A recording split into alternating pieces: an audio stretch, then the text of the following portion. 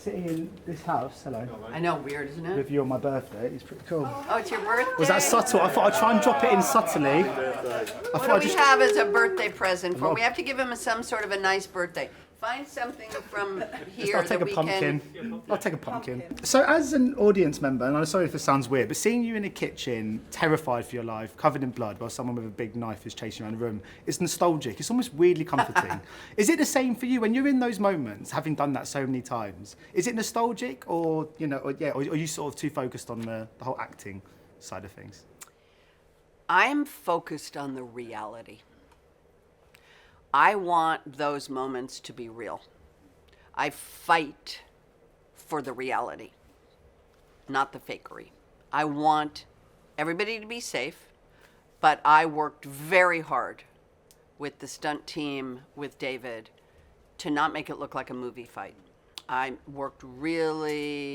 was not as fun as I am right here, right now, to get my point across. That things were looking like a movie fight, and I wanted it to be a street brawl. And so for me, it's the reality of the moment that I mean, it's nostalgic, but it's really, I'm in that moment. I thought this was quite a profound entry into the series. I mean, what he represents obviously is fear and this kind of manifestation of evil, and defeating him is kind of defeating one's own kind of sort of standing up against one's fears. Is that something that you think has been quite a prevalent theme throughout this, or do you think it's something that's kind of slowly crept up to the surface? I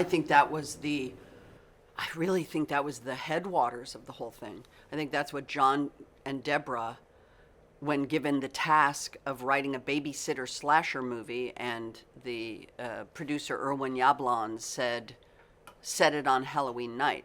That was John and Debra's thesis statement, I think, which is create a tremendous sense of reality, mundane, quotidian, American town, Midwest, teenage girls talking about boys, like just doing what girls do, leaves blowing, Halloween night, and then introduce this enigmatic, white masked killer.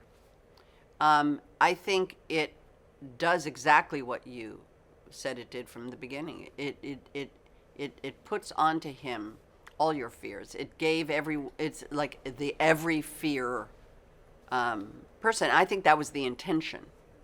All the intellectualization of Michael Myers and Laurie and Final Girls and women, and all of those are added on from an intellectual conversation.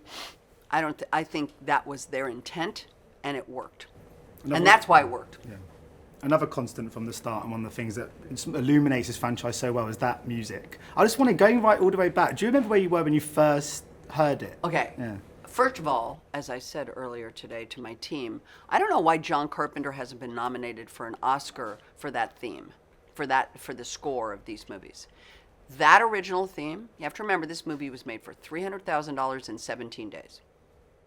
John Carpenter, who is a musician probably first and foremost, before a filmmaker, had a synclavier, had a synthesizer, and on his own,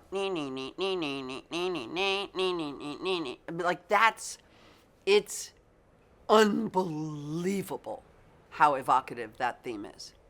I think it might be one of the best, maybe the best ever. Oh, I think it's the best. It's incredible, and he has not been given enough acknowledgement. We give acknowledgement all fucking day. All we do all day is like, oh, you should win an Oscar.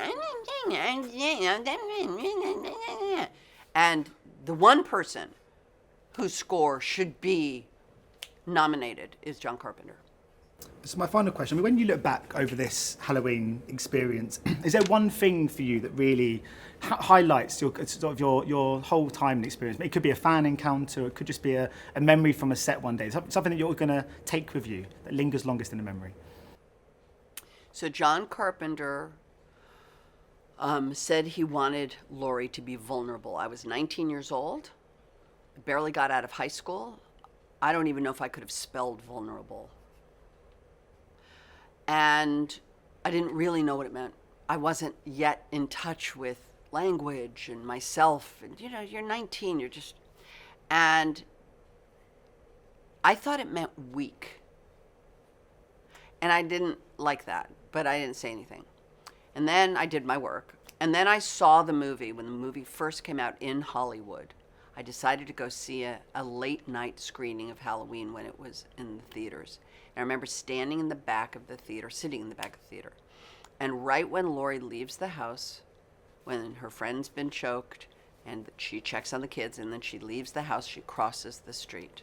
And it's that steady cam, intercutting. Laurie's POV, Laurie. Laurie's POV, Laurie. The house, Laurie. The house, Laurie. Halfway across the street, and it's a long sequence. A woman stood up in the middle of that theater and went, "Don't go in there!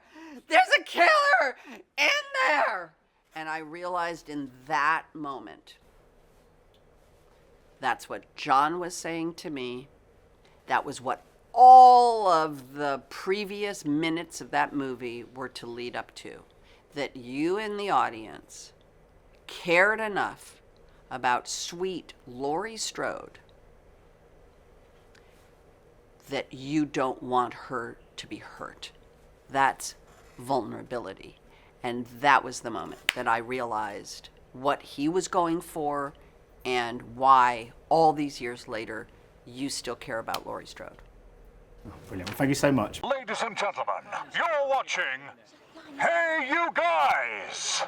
Hey You Guys, huh? Hey, you guys. Is that from the Goonies? It is indeed, yes. Nice. Hey!